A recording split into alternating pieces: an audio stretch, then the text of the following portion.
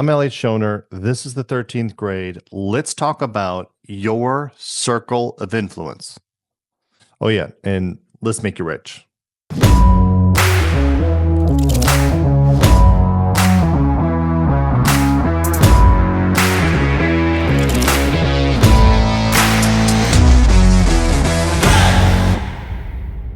All right, guys, welcome back. This is the part of the course that everyone's been waiting for. We have a couple more concepts, but this is really specifically what you need to be listening to is what makes all the difference in you being successful and not being successful.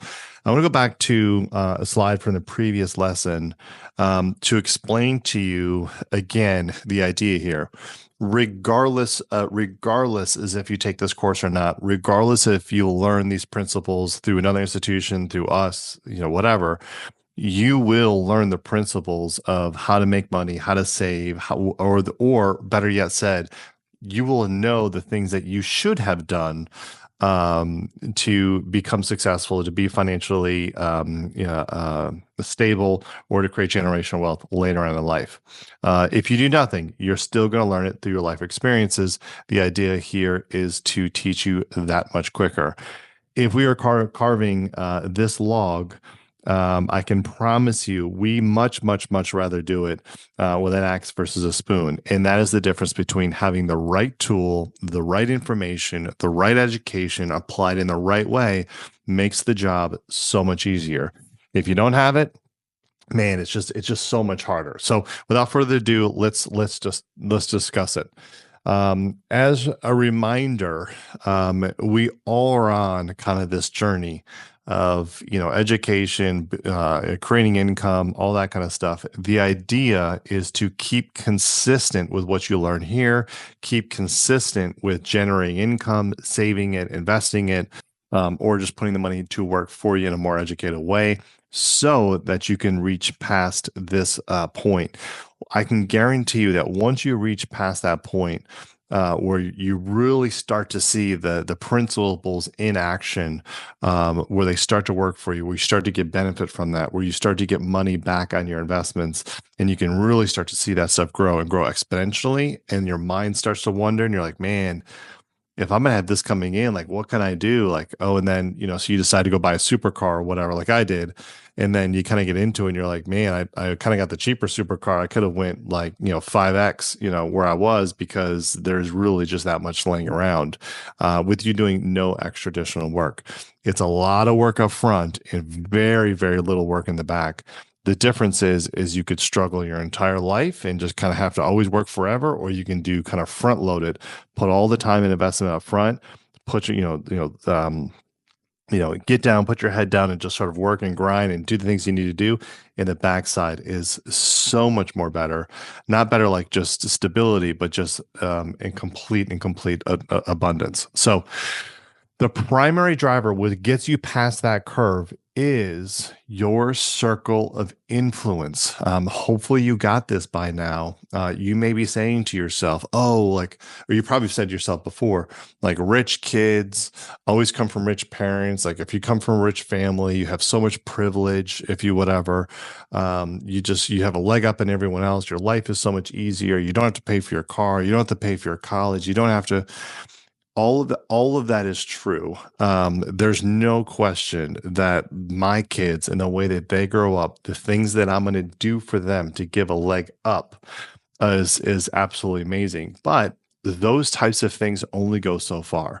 So I can give them a great education and pay for their college. I can give them a down payment on a house to get them into their first house. I could purchase them their first car. I could make sure that they don't have to work in high school and college. I could give them all of those privileges.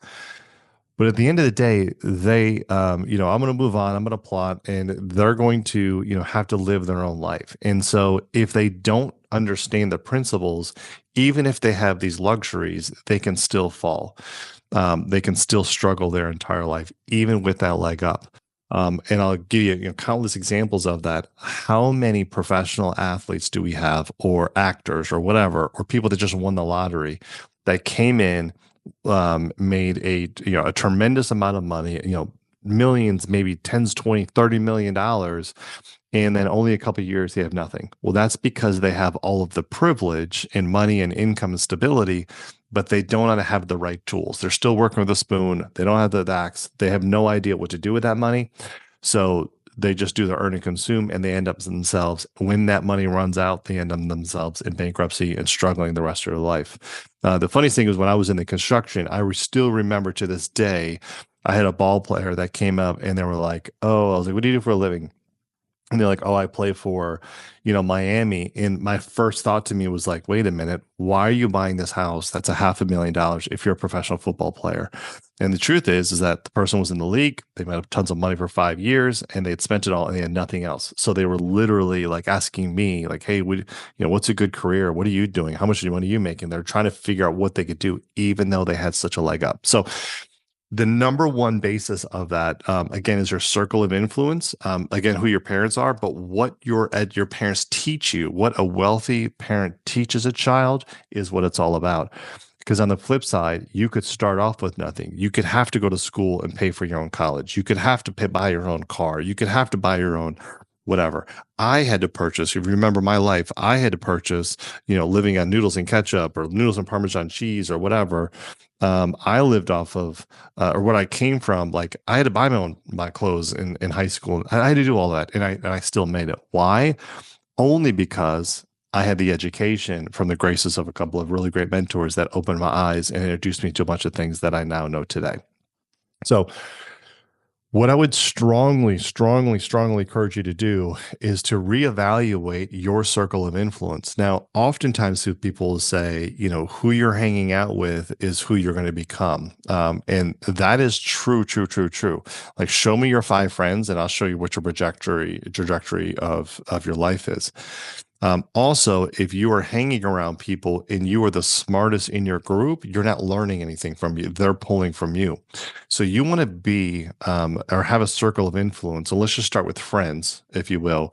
You want to be with a circle of influence and a people that are constantly pulling you forward. You should feel like the most less successful or the less educated or the less wealthy, whatever it is, however you want to quantify it, doesn't really matter.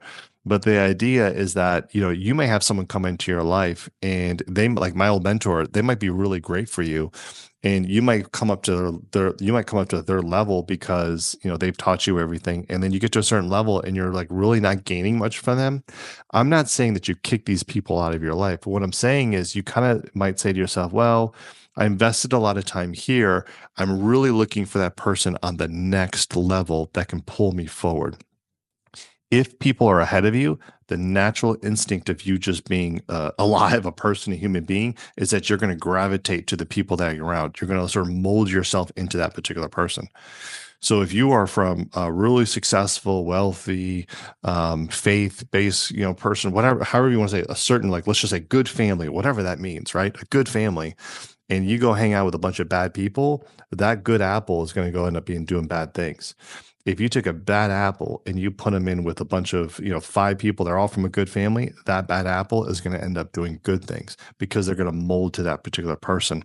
In the exact same way is if you're sort of kind of educated, you don't really know a whole lot, but you surround yourself, like I'm in real estate.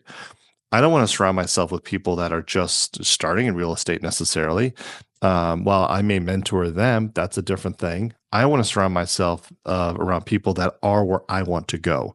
And so I want to put myself around people that are doing, $300 million deals, that are doing big developments, that are doing, because that's where I am in my journey and that's where I'm aspiring to be, or that's where I am right now. And I need that mentorship. So I'm hanging around and making relationships with people that are buying businesses, that are, big investors, those types of people. And that gravitates me up. So when I'm around them, I'm pulling from them. And ideally, it would probably be pretty good for you. In most cases, if you do it right, you're going to have a mix, right? And so if you have like maybe like 10 core people you hang out with, 5 of them might be like crazy superstars, or I'll say 4 of them might be crazy superstars. 1 might be like epic, right? And then the other 4 might be a mix of like maybe 1 new person and people that are kind of like the same level or just slightly underneath you. So there's a nice mix of people that you're hanging out with. So you're helping people, pulling people forward, which I think is always a good thing. It's good for your soul, if you will. But then you also have people that are pulling you forward. What you don't want to do is get someone that's so far out. Like, I'm not going to go and be like, oh, I'm going to pick Elon Musk as my mentor. Even if he would mentor me, I don't think it makes sense because his level of thought and the way he sees things at like 80,000 feet up, like I'm only seeing things 5,000 feet up, right? And so I don't want to go too far. It's the same with goals, right? If I'm like, 200 pounds, overweight or something, I want to be like, oh, my goal is 6% body fat. My goal might be like, I just want to be a little bit better than I was last week. And then, so the people you hang out with, whatever, think about those wisely. But your circle of influence is what most people probably think about, isn't just who you hang out with, right? Your circle of influence by default is going to be your parents. It is going to be your friends that they're around, but it is also even more so important what you watch, okay, what you read, what you listen to, and just your overall consume. When I say circle of influence, what I'm really saying to you, it's your life experience that you're living in every single day. And so here's a good example of that. Let's say you've just graduated from college, you're going to college. You could wake up in the morning and you could say, well, you know what? It's in the morning. I'm getting ready for school or work or whatever. I'm going to put on Spotify. I'm going to listen to some, top 20, top 40s, whatever it is. Like just listen to some music and you can kick it.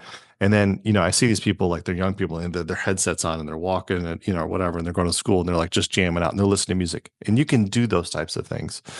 You could come home after work or you could come home after college and you could say, you know what? I'm going to go spend all day Saturday watching college football and all day Sunday watching the NFL. And I'm going to go to the games. And on Wednesday nights, there's also football on Monday night and on Thursday night, and there's Saturday and Sunday, and then there's the overseas game. Like I'm going to just consume my life with sports or what's the latest on Netflix, the new drama, whatever. I pride myself when people say to me, hey, did you check out the Packers last week? Kind of crazy. No, I didn't. I pride myself in people going, hey, the new Game of Thrones is out. Hey, did you watch it? What's happening? And people talking about and me not being able to say anything about it. I pride myself on that because I'm not consuming that type of information, right? When I wake up every single day, every single thing I do is completely intentional. This sounds super, super, super boring and like completely nerd. And you might be thinking in your mind, it's really hard for me to explain, but you might be thinking in your mind, like, I don't want to take all the fun out of my life simply so that I can just make a couple of dollars. Like, I want to have fun. I want to live my life. I want to go to the games. So, in that, I'll say balance to you.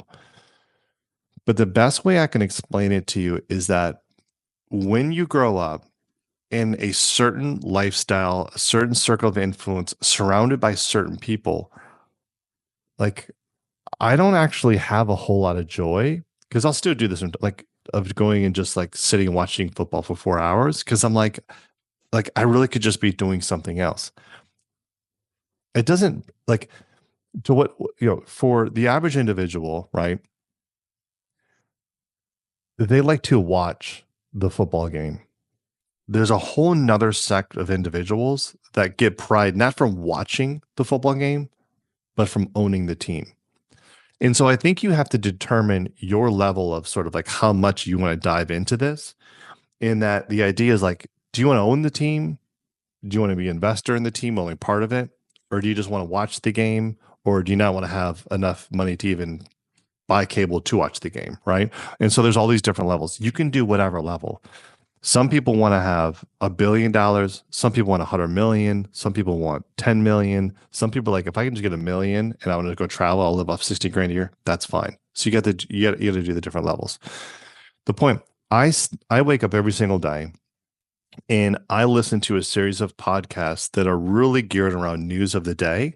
So I might listen to Bloomberg for the news to catch up immediately what's happening in the stock market. I might listen to a couple of podcasts or a couple of news types of shows because it's extremely important for me to know exactly what's going on in the world, to know what's going on in the economy, to know what everyone's saying. There is so much information and so much stuff is moving fast. I am an extremely, extremely firm believer that if you're not consuming education, and like what's happening right now, the changes that are coming down the pipeline, you're just going to be left in the dust. You're just going to be left in the dust. So I listen to the stock market. I looked at what's going on to news so I can follow, because if I understand who might be getting in office politically, I might make different moves. If I understand what the market's looking like, I make different moves. This morning, as we record it, I'm working on a deal to close, 15 townhomes. The rates have been going down. However, if the Fed does certain things today, the rates could potentially go back up as far as a mortgage is concerned. So I need to know that, because locking in a rate today versus tomorrow or next week could be drastically different to my economics, to my return on investment. So the point is, like, I'm following all that information. In addition to that, once I make it past like sort of the baseline news, I don't consume news all day or these political things all day where like I just need to listen to the same thing over and over and over. I want the cliff notes, like what's happening in the economy, what's the Bloomberg, what's the market happening, okay, what's happening in the news, like what's the big stories of the day. Okay, I understand. Also very important, because the people that you will talk to at higher levels know this information, right? If you don't know what's going on in the news or politics or the stock market or whatever, and you come up against me and I make small talk with you and I'm like, oh my God, I can't believe it. This and happened. What do you think's going to happen with that? Well, how do you think that's going to affect the market? And you're like, I have no idea what you're talking about. You're out of my circle of influence. And remember, if you're a junior and you're just starting out, you want me in your circle of influence because I'm going to bring you forward, right? I'm going to learn. So if you can't relate to me, that's the problem. When you hear about big executives and they're like, oh, they're just you got to learn how to play golf and all the executives go to play golf, or they all go to this restaurant for lunch or whatever. What you're hearing is that people at certain levels hang out with people at certain levels, and they're willing to bring people in at lower levels. Because they'll mentor them and things like that. But you got to keep up. You got to show it. You can't just be so far out. So you got to get up to level. So I listen to podcasts, news, like I said, politics, what's happening in the news, all that kind of stuff. Outside of that, so is what I'm listening to is some kind of podcast or audiobook that advances my education, and it could be literally anything. So I follow things about real estate, I follow things about investing, I follow things about just leadership, I follow things about health, wellness, whatever. But I'm constantly learning. Believe it or not, principles that you follow to get fit and healthy are very similar to the principles you follow to build generational wealth. Things about leadership are very important if you're deciding to build a company and lead other groups. There's so many different things that you can learn and get knowledge about. And remember, I showed you that graph where it was like you start to get to connect the dots. The more information that you consume, the more that you're going to be able to connect the dots, and you're going to have a bigger impact on both the people that are around you, and hence that means a bigger impact on your finances. So you got to be watching information. I don't watch a whole lot on TV, to be honest with you, but you got to be, what you're watching is very, very important. What you are reading or listening to, audiobooks, you don't have to read like an actual physical book, but what you're listening to matters. And like as far as like music, like what you're listening, like what you're reading and what you're listening to. So for watching TV, to be honest with you, I'm gonna say watch documentaries and things like that or whatever, but like, I don't know, watch TV and the news. What you're reading, get a book about personal finance or about house hacking or fix and flipping, and listen to the podcast about that. What are you listening to as far as on Spotify? Probably get out of the music and the top and all of that kind of stuff, and then ultimately, who are the people that you're surrounding yourself with? I can guarantee you that if you surround yourself with people that are, let's say, investing in real estate, they're living a frugal lifestyle, their whole purpose to save, invest, to be a good father, to be a good mother, to be a good husband, to do whatever, or to study to get a education, and they're doing all the correct things. You are going to do all the correct things. If what you're reading is things about personal finance and that's what's in your ether, it's going to change your mind. Instead of listening to music, if you're listening to podcasts like Bigger Pockets or some of the things that are out there, it's going to affect your mind. If you're surrounded by all those things, the way that you act, see, and approach is going to be absolutely completely different than the person's that next to you. That's the difference. When you grow up from wealthy parents, and you are able to see them do the things that they're doing to create generational wealth, when you see them live frugal, when they say, hey, we're not going to buy that because of this, you learn those particular principles. If you went to my child right now, and I just did this last night, I was playing tennis with my wife and three kids. And my little one is 4 years old. She's too small to kind of really do anything. So we gave her a job and we said, "Hey, we're going to pick up balls."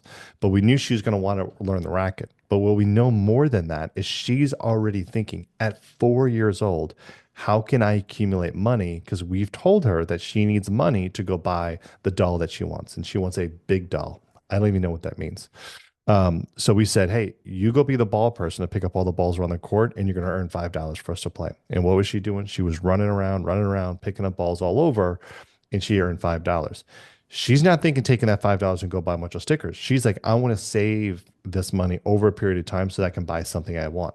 Those principles at 4 years old. If she continues along that way, she'll be like my kids right now. My kids that are 10 and 8 are thinking right now, what are the jobs that I can do that are going to provide me income? They're also thinking, what are the jobs that I can do that are going to provide me the freedom to travel around the world, because they're used to that because they've traveled now like 20 countries or so just at even at their ages. And so they'll say to me like, hey, how much does this job work? What's the education I need to do that? So they're thinking about those types of things.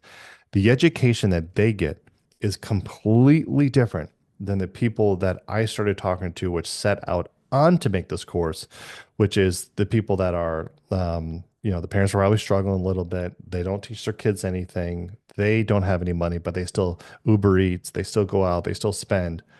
Those kids, those people that I'm talking to right now, where they're making their check and they're spending it on a new pair of tennis shoes, or they're not even thinking about, like, they're like, oh, I'll go to college. What are you going to need a degree in? I don't know. I'll just choose something. And they're racking up debt. They're just sort of going through the motions of go to high school, go to college, get married. Those people are going to act and be completely different.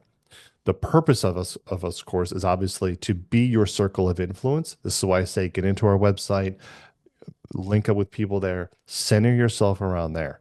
Very, very important, because it is going to be key to you being consistent. And I know this is we're kind of beating a dead horse there, but it's very important.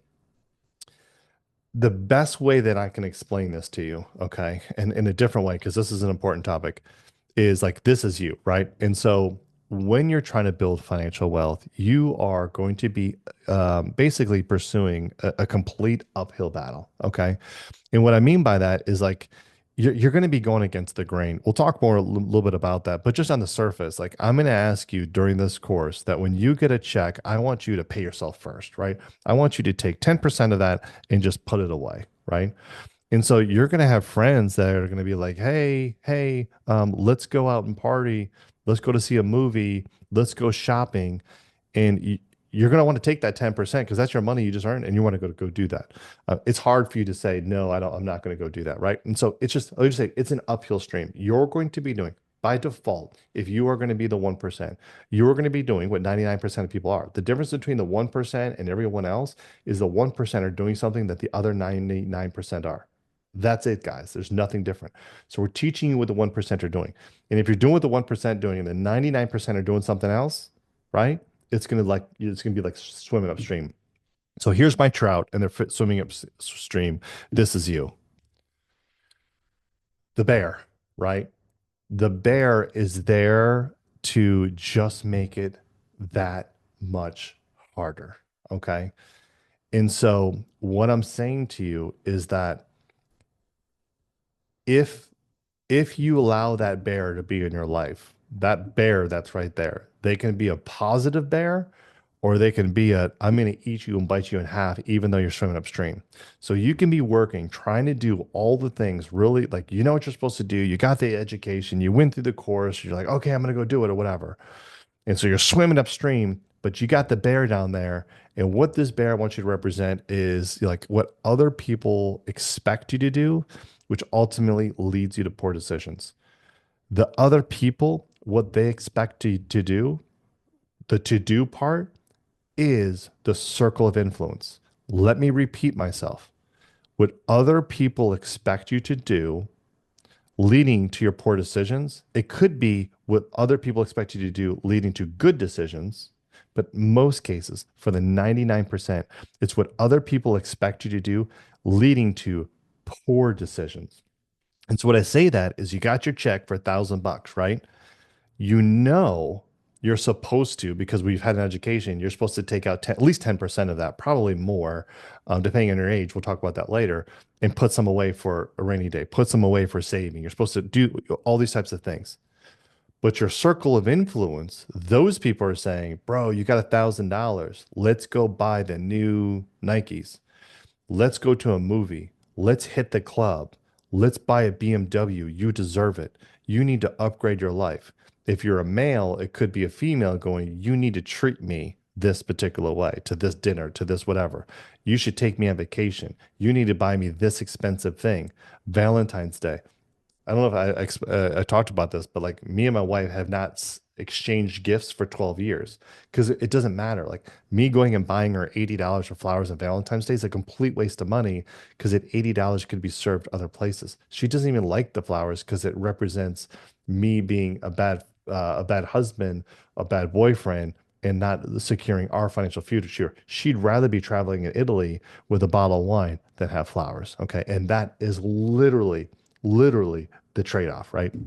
And so if your circle of influence, if what they expect you to do with that $1,000 is they're like, man, like you get a mentor and you're like, how much do you make? $1,000? Okay, so what do we do? We put 10% away into the 401k. We threw a 10% into the rainy day fund, and we're going to throw another 10% because you said you wanted to buy more Nvidia stock because you thought like AI was going crazy, and that was the stock that you wanted to do, or you do an index fund or whatever it is.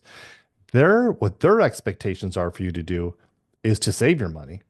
What a good circle of influence will be to do is when you actually fall in, you're like, hey, the Packer game is up. Like, bro, you want to fly to Lambeau and go watch it?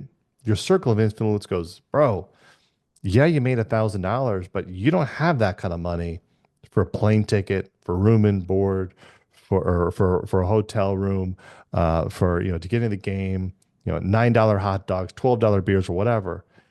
Let's just go chill at the house. Let's grab some Five Guys and let's just watch TV. And we'll just grab a bottle from the local, right? They'll encourage you to save and invest because you are both on the same journey. People that are frugal hang out with people that are frugal. People that are nature people that like to hike hang out with people that like to hike, right? You have to hang out with and center yourself around those like people. People that like to hike don't hang around people that like to sit on their couch all day and watch Netflix. They have two different things that make them happy. People that are wealthy, that are creating generational wealth, that do business, hang out with other people that do those particular things.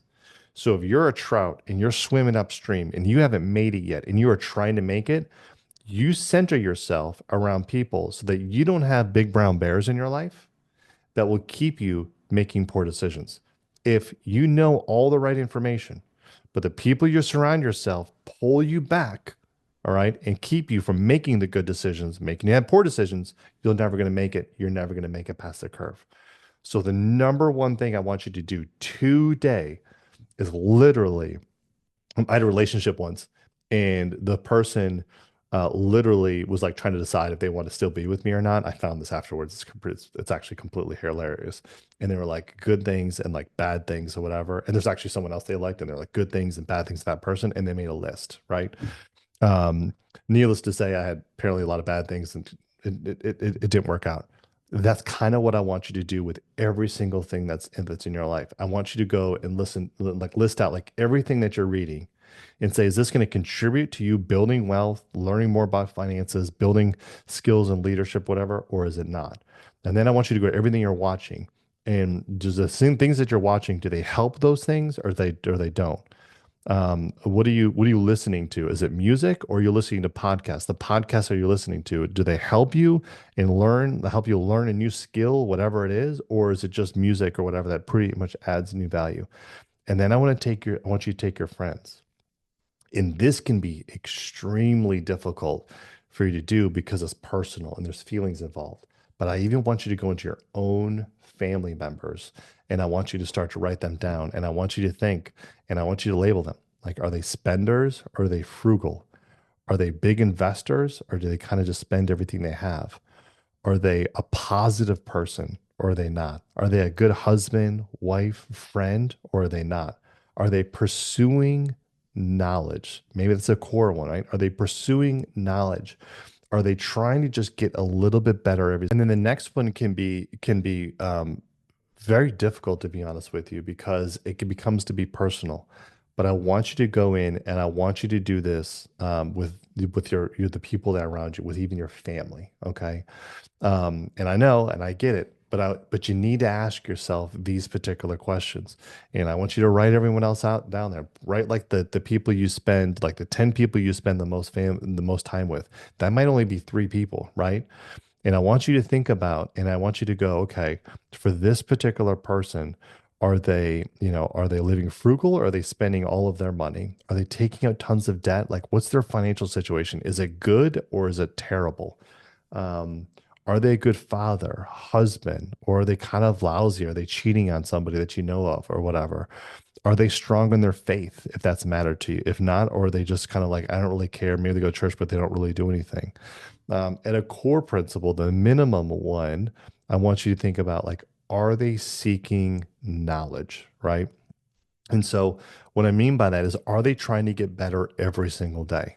I think there's a couple of key components. One, you should always be trying to pursue personally for you to be a better person, better father, better mother, better whatever. You should always be pursuing to be better in your faith or whatever your morals that you're believing in. And you should always be better at trying to advance yourself financially. Some of those kind of all link together. Like for me to be a good provider for your family or to be a good husband, you should be a good provider for your family, which means you should be responsible with your with your finances. And part of that is probably, where do your morals come from? Where, whatever, as far as to keep you solid, to be a good father, was probably your morals, your faith, or whatever. So all of those kind of combined. What I'll say to you is that if you're looking at somebody and you're saying, well, this one's taking a bunch of credit cards. I know they're not paying them. They're not even paying the rent. They kind of only don't even work 40 hours a week. They kind of just do whatever. And essentially, they're a hot mess. I'm going to tell you that I don't want you to just kick everyone out of your life, but I want you to say to you, if you spend a lot of your time, you're going to gravitate towards them. Okay. If if you find some people and they're like, hey, this is a great faith, I can know this guy. He's a great man of faith. He's a great father. He's kind of boring or whatever, but I know his finances are good, but he doesn't really do anything, doesn't really whatever. I want you to spend more time with that person. If you don't have any of those people, what I want you to do is I want you to get into our community and I want you to just get in the chat rooms or link up. I want you to spend more time listening to podcasts and books.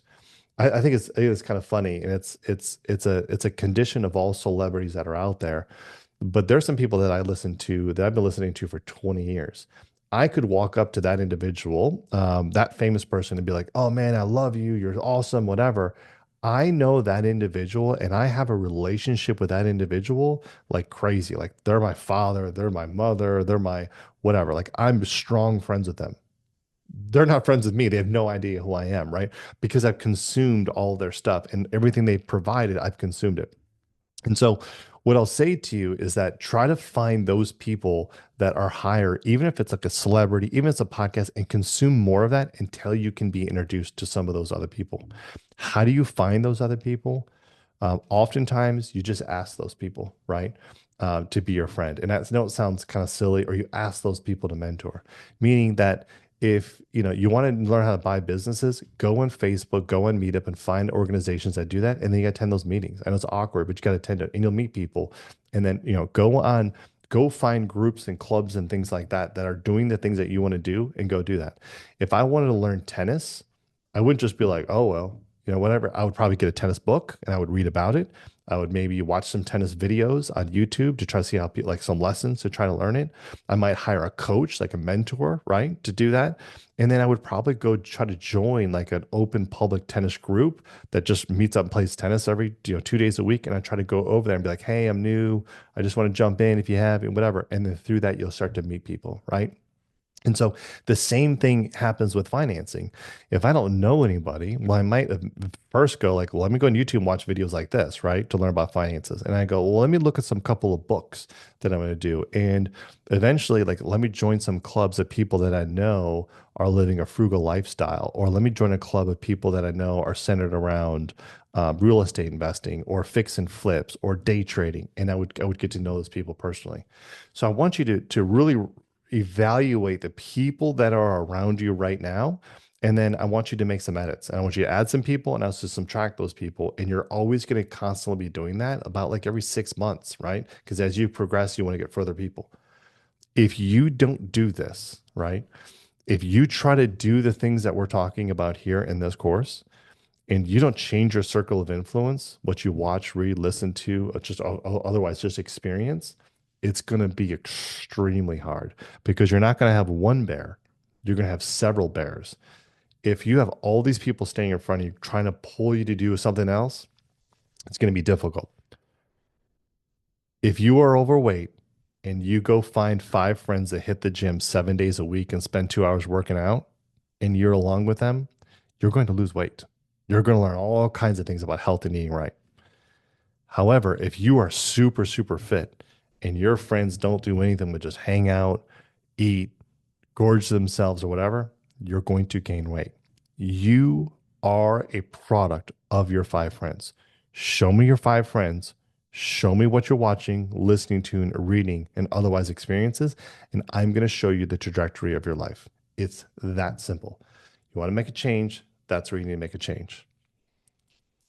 Let me hit on this one thing. Parents that are not financially savvy, right? What society will tell you, and a lot of that comes from wealthy people that want you to continue to keep doing it because they're making money off of you. But most of society, and I'll just say parents, I'm not saying you're dumb. I'm not saying your parents are this way. There's nothing negative here, guys. Okay. What I'm saying to you is the average parents are going to tell their kid, you need to graduate high school, get a college degree, right, and a job. Go get a job after you've graduated with great benefits for a great company. So, get accounted at an exec as a whatever at Google that provides a great 401k and health benefit plan. Okay. Buy a house, get a 30-year mortgage, pay that over the course of time. Maybe you can upgrade that later on down the road. And ultimately, get married, have 2.5 kids, and probably do so well into your 30s. You want to drive your parents crazy? Be 40 and single. You want to drive your parents crazy? Be 35 and single. Your parents will probably start at the age of 30 of you being single and going, hey, so you dating anyone? And they're not going to be like, hey, what, you dating anyone? You dating anyone? Get married, right? And watch your parents say to you, so when are you having kids? I want to have grandkids. We literally, as grandparents and as parents, pressure our children into following the same principles, bad, crappy decisions that we did. Hey, you should graduate high school at 18. You should do a 4-year degree, maybe a master's. So you should be out in 22, 24. You should get a good job. You should be dating. You should be getting married in your late 20s, probably having kids in your late 20s, early 30s, because the time is time is ticking. And then you should be buying a house and progressing. And hopefully you can make a couple of career changes by the time you're 40 so that you can then look forward to retirement and die. What a savvy parents will do, the ones that are like, oh, I'm savvy. And these are the people that are maybe they're doctors, maybe they have a little bit of money, and maybe they have $1 million or so saved in their 401k, right? They're doing well. They got the BMWs, the Mercedes, they live in $1 million house, they have a nice 401k, they're financially healthy, you know? They're going to tell you, graduate high school, go to college, get a great job with great benefits for a great company, buy a house, 3-year mortgage, get married, 2.5 children, right? But because they're financially savvy, they'll say, oh, and try to avoid debt. Don't get those credit cards. That can be bad unless it's an emergency. And make sure you match your 401k because most employers will give you a 5% match, meaning if you put in $100, they give you 100 bucks up until 5% of your pay or contribute max at your IRA. And if you can contribute to your 401k every single month, saving 10% or 5% of your check, you'll be set up for retirement. Society is going to tell you that you graduated college, you deserve it, you need a luxury vehicle. Society is going to tell you that you need the latest technology. You need the iPhone 16, and the iPhone 16 Plus, and you need it with the 1 gigabytes, and you need it with the society tells you that you need a fairy tale wedding, that it's once in a lifetime, although 50% of marriages end up not once in a lifetime, but a fairy tale wedding, and you need a big ring, and you should be spending, I don't know, 3 months of your salary, 1 month, whatever it is. I don't even keep up with it. You deserve, or you should spend a 2 week vacation in Hawaii, and you got to have nice clothes because the jobs can expect you to have nice clothes, and you need to have nice clothes to go out, and because you represent the family, and you should be going on a date night at least once a week to build your relationship. And take care of yourself, and get a gym membership, but don't just get a gym membership for $9. You need CrossFit at 160. And then there's other things. Your circle of influence will pull you in, and they do things that are not necessarily that you even think about. But they'll say to you, "Hey, you listen to Spotify. You're listening to commercials on Spotify. Like, dude, just get Spotify like premium. It's $9."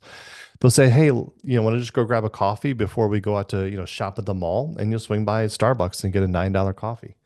When you go out with friends, they'll say, "Hey, do you want to grab the appetizer?" They'll say, "Hey, do you want to grab a drink?" Not necessarily just a Coke instead of water, but hey, let's get a bourbon. Hey, I went with a friend the other day, and he's like, "Hey, let's get some tequila shots," and he went and bought shots that were $42 a piece.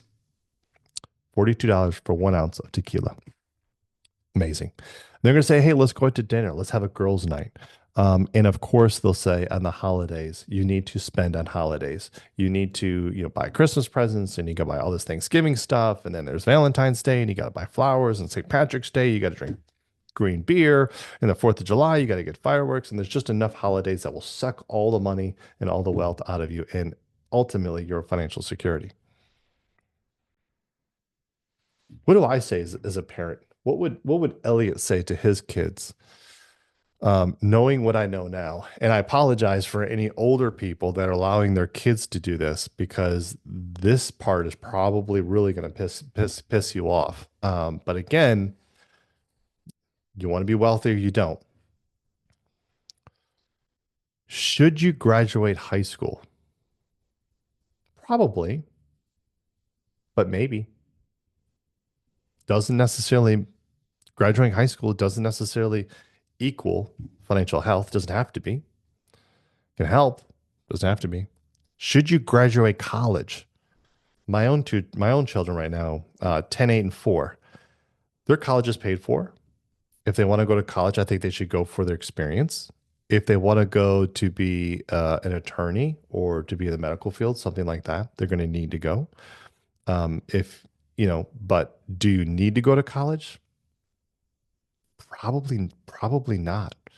Um, I would say to go for connections. I think that's probably the most important part of college. If you go to Harvard, the people that you meet in Harvard and the connections you make are directly contribute to your generational wealth. But is it required? Not necessarily. Should you get a job with great benefits for a great company?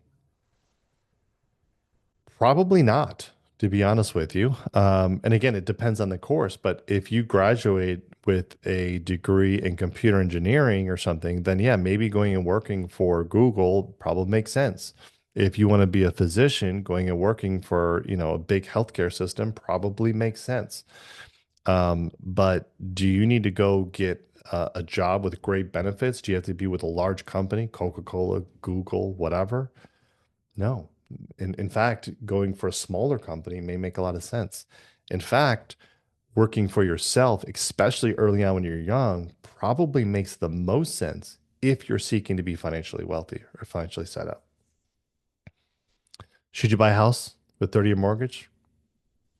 No, you definitely shouldn't.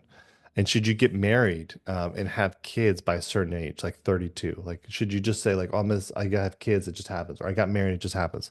God, absolutely not. What about all the things that society tells you? Should you buy a luxury vehicle, even after college when you're making $100,000 a year? Nope. Should you upgrade your latest technology? Nope. Should you have a fairy tale wedding? God, no. My wedding cost $5,000. I'm still married, still have an amazing marriage, and it didn't affect things. I just went to a wedding that had to have been well over 100,000, and everyone woke up the next day and they went on with their lives, and the only thing that happened is that couple did have $100,000. Should you buy a big ring? Absolutely. God, no. God, no. Make that a reward for later on down the life. Think 10-year anniversary. It's what I did. Should you be going on vacations to Hawaii, like taking a loan to go on a vacation or spending a bunch of money to go on a vacation?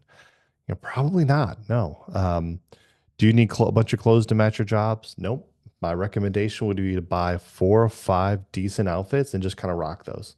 We'll talk about more about that in a bit. Date night, gym membership. Nope. No. No. Absolutely not. And then there's the hidden ones.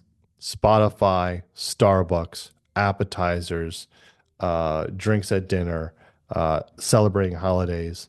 The answer to that is no, no, no, no. And why is that? Because we want to make it past here. Okay. You work way too hard, way too hard to be giving your money to other people. A lot of people don't realize this, but the definition of wealth is that you have your money. So if you make $1,000 and you spend $1,000, you're never going to be wealthy. If you make $1,000 and you save 10% of it, you could eventually be wealthy if you live long enough, right? Or if you start in your 20s versus when you're 40s. If you make $1,000 and you save 50% of it, you'll hit wealthy a lot more quicker because you're accumulating. Wealthy equals money in your pocket. If when you're taking that money and you're putting it away, if you just put it in an account, you'll eventually have a good sum of money. If you take that money and you put it into account and that account gives you a nice return on investment, which means you got $100 in there, you get $10 extra every year. Every 10 years, that amount's going to double, right? That's going to get you a lot quicker. If you can put it into an investment that allows you to get a 20% return, so you get $20 a month or $20 a year on the 100,000, you're going to get there in 5 years versus 10. Okay. If I get a 20% return on the method, so it's really great, but I'm only putting in $100 when I should be putting $500 in there, I'm going to get there a lot slower. Okay. It's that simple, folks, right? The more money you make, divided by what percentage of that you are willing to put into investments, how you invest those monies as far as the return on investment. So the most money you can put in there at a really great investment by putting those things in different areas that maximize that. We're going to go over all of this. And then doing so, which hopefully lowers your tax burden, is how you create generational wealth.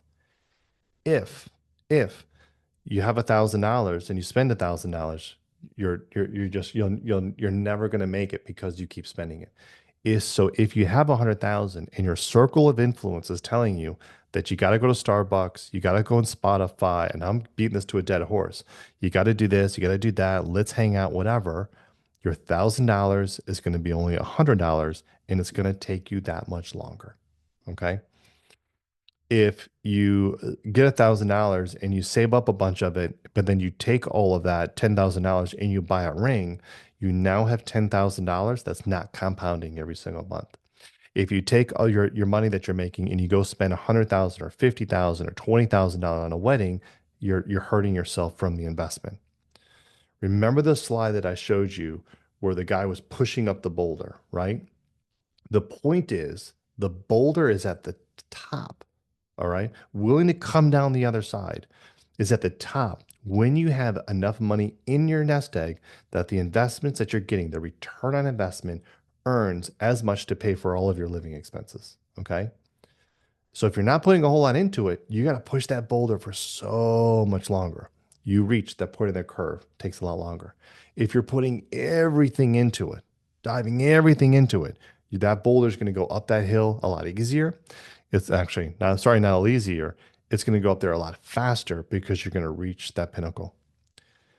If you establish a lifestyle, remember the example I just talked to you about. If you establish a lifestyle where you have a house, an expensive car, and all these other things that rob you, your life expenses might be $5,000 a month. If you don't have any of those things, your expenses are maybe 2 grand a month, right? And so as you're saving and you're investing, when I said to you, once your money starts making you money where it pays for all of your life experiences, right? That's when the great things happen because all of those expenses are taken forward care of. And then the money you were going to use for the expenses, you put back into your investments to give you more investments and it snowballs and the richer continue to get richer. Remember we covered that? If your lifestyle is larger, you need a larger nest egg, right? To then pay for your living lifestyle. So hopefully I'm saying that correctly. Think about it. If I make $100,000 a year, right? But I'm living like I'm off $20,000 a year. I'm saving 80. 80,000 goes in, 80,000 goes in, 80,000 goes in. I'm going to save up money pretty quickly. That ball's going up to get to the point where that 80,000 invested properly will pay for my 2,000, my $20,000 life threshold very quickly, probably even almost like a couple of years, right? However, take the same $100,000 income. If I live off $80,000 of it and I'm only saving $20,000 a year, I'm only putting 20,000 away each month. Not only is it going to take me a long enough period to save up the exact same amount of money as in the first example, but I'm going to have to save up 4 times that because the 20,000 eventually might get to 100,000 and then maybe yeah, I get a good percent return on that, but that return that I get, it can't pay for my lifestyle because my lifestyle isn't 20,000 a year, it's $80,000 a year. So by living frugal, not only are you compounding in the amount of money that you can save, getting your projection faster to get to something called your fire number that will then pay for all your living expenses, that will then allow you the freedom that you've never even heard of or seen before, that none of your friends are going to have.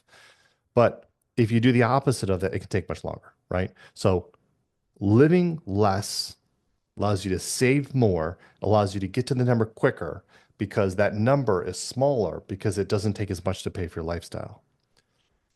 Saving less and spending more, making your lifestyle baseline expenses really expensive so that you can only save a little bit, takes longer to get to that number that you'll need to your return investment pays for it, but you'll actually need twice the amount of number so it can take you literally a lifetime. And that's the secret. That's the principle of the rich. In order to do that, in order to live frugal, to change your circle of influence, to want to be the 1%, you need a very, very strong why. Okay. And for me, that's my children. And for me, I want to provide for my children, for the next generation. I want to create generational wealth for the next generation so that they're taken care of, so that I can give them a leg up with paid schooling, paid house, all of those types of things, taking care of them so they can go get married, start to have kids, and everything's taken care of, along with the knowledge that I'll provide to them so they can live better than I am. That's my why, my children. Your why could be completely different. If you get sick and you get cancer, your why to get healthy is to not die. If you're in financing and you have no money whatsoever, your why might be, I just want to be able to live and not be broke and be homeless. Your why could be children. Your why could be because you want to donate money to some charity. Your why could be because you just want to travel. Everyone's why is different, but you have to have a strong why because when all your friends are going out to the club and they're going to the movies and then they're going to dinner afterwards, when they're all going shopping, When they're all doing whatever, you're going to be able to either not go with them or go with them, but instead of getting that high-end drink, just drink water. Instead of getting the steak and lobster, getting, just a salad or an appetizer. You're going to have to do things that will make you uncomfortable around the majority of the 99% of the people. And you're going to need to do that for about 5 to 10 years. And so you're going to be swimming uphill and you're going to be going against the grain. And you need two things that are going to get you past that. One, a circle of influence that tells you and says, I'm where you want to be. This is important. I'm where you want to be 10 years from now. Keep doing exactly what you're doing right now, and you will be there 10 years from now to give you that reassurance, right? And second, you need a strong why. If you know that, hey, I'm doing this because I want to be 40 and be able to travel 10, 15 countries a year and be able to take your children along with you, and put them in any private school anywhere around the world and give them a life experience that you didn't necessarily have that you think would benefit them. If that's your why, that's my why. You're going to do the sacrifices because this is what you need to do to get to that point. If you don't have that why, if you don't, you're going to be like, why am I doing it? Why am I doing all this? What's the point?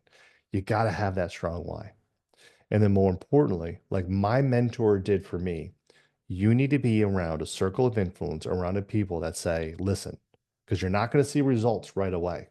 And you're going to do things for years and you're going to be like, I don't understand. Like, this doesn't seem right. You need mentors and people around you in a circle of influence that can say to you, you're doing the exact correct things in the exact correct way. All you need is time. If you have those two things, you'll continue to push forward and you'll make it past that point in the curve. You'll break free and you will become the 1%. Until next time.